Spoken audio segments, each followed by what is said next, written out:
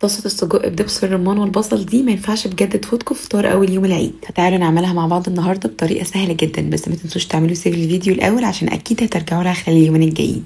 نجيب طاسه بقى نسخنها على الاخر وننزل فيها بالسجق نديله صدمه.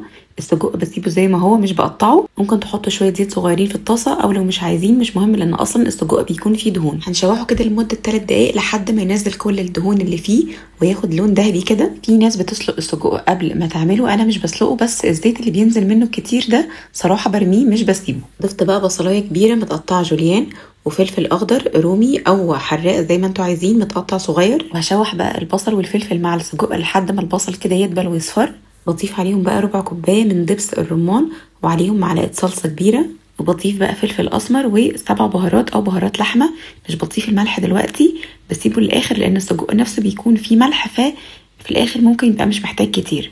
بقلب بقى الكلام ده كله كده مع بعضه، وبعدين بضيف عليه ربع كوبايه ميه وبغطي عليه. بسيبه بقى كده من 7 ل 10 دقايق لحد ما السجق يتشرب كويس من دبس الرمان والصوص يتقل معانا. نطفي عليه بقى كده ونغمسه بعيش بلدي او نعمله سندوتشات، وبالهنا والشفا.